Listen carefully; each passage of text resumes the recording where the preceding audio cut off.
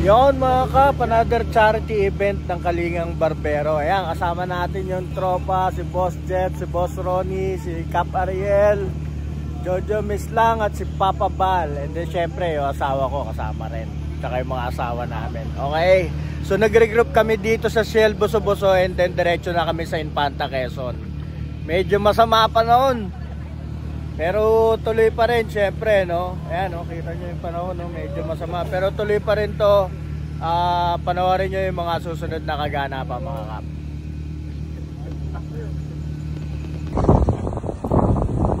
At yun nga mga kap, no? Sa puntong ito medyo nag-stop by muna kami dito sa kilometer 90. Napaka pag nitong mga panahon na to, no? Dahil parang may bagyo nga talaga. Dito pa samantala. At yun, dumating na nga kami mga kap dito sa Sitio Querosep, Barangay Magsaysay, Infanta, Quezon. At nagsimula na kaming ayusin yung mga grocery na ipamimigay namin.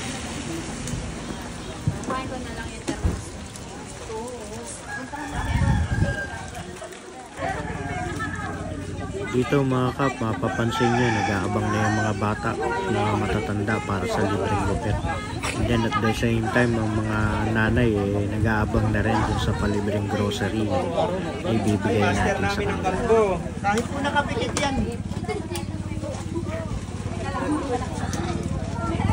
Mas na lang konti ng balikat.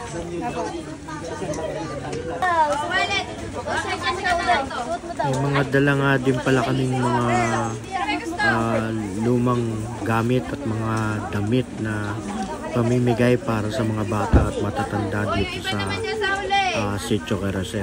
Malaking bagay din ito para sa kanila.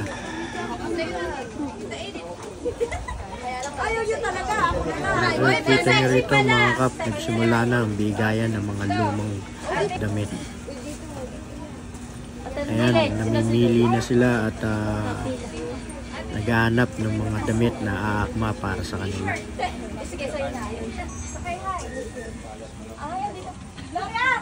Ito pala yung jacket ko eh. Giniginawa ko. Ikukunin ko muna ah. Giniginawa ko eh.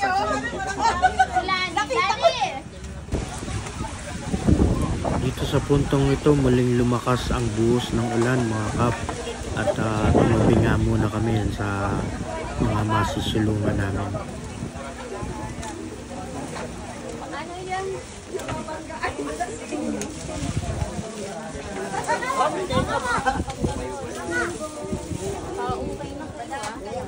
Oy, wala nang panty dyan, ano?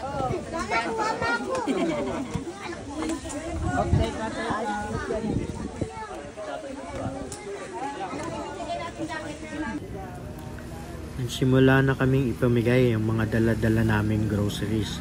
A total of 35 families mga kap ang makikinabang para sa mga dala naming mga groceries. Makikita mo sa kanilang mga mukha ang saya ng pagtanggap ng mga libreng groceries na pinamimigay namin sa kanila. Alam namin na malaking tulong ito para sa kanila.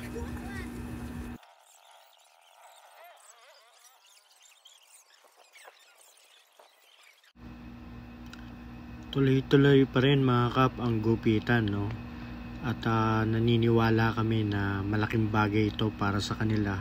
Sa halip na ang pera ay gagastusin nila pampagupit, magagamit na nila sa ibang bagay.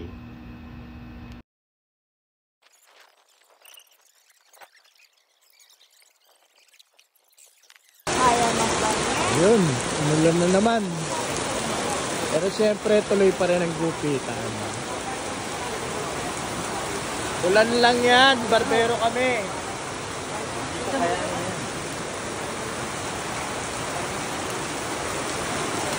Kaya dito pa tukot-tukot sa gagawin mo.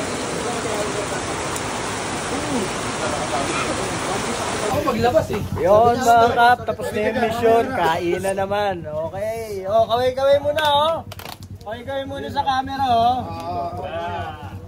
Ayan mga tropang Kalingang Barbero. Kaway. Lunch na. Kaproni. Boss Dal, mga tropa natin. Okay. Ang nagbabalik, ang Panday. At Jerome.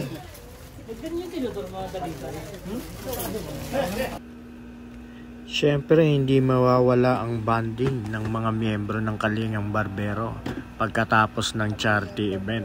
Sa puntong ito, papunta na kami sa may falls na aming pagliliguan.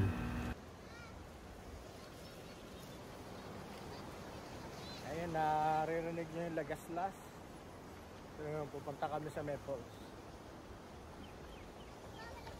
Watch out!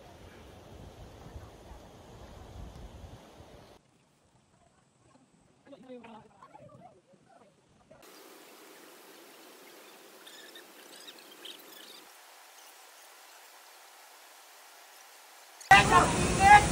Ang init! Para ka nagpakalunan ng tubig! Ang init!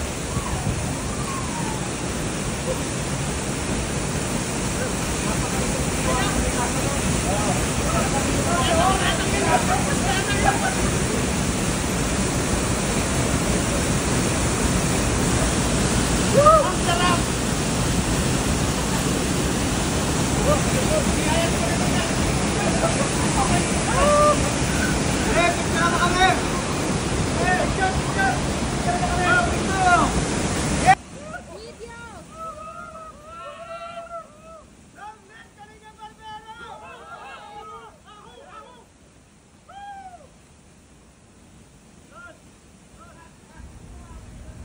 Isa na namang masayang araw para sa grupo ng Kalingang Barbero.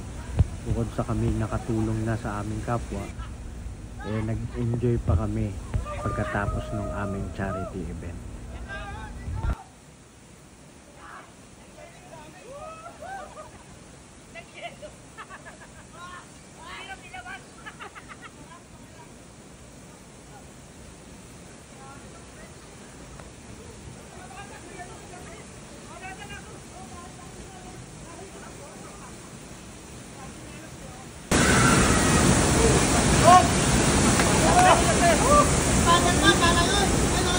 Ligo na ron!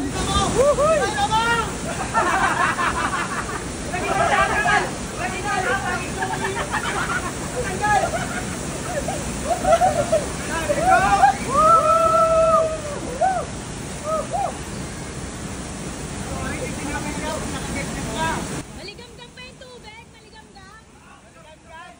Maligam-gam ang tubig dito!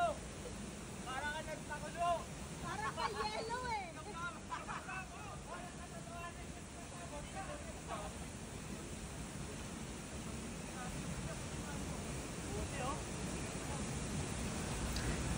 Napakasaya namin na muli nagampanan namin ang aming tungkulin bilang isang grupo at nakapunta pa kami sa isang lugar na hindi namin malilimutan hanggang sa kami pumanaw, lumisan sa mundong ito.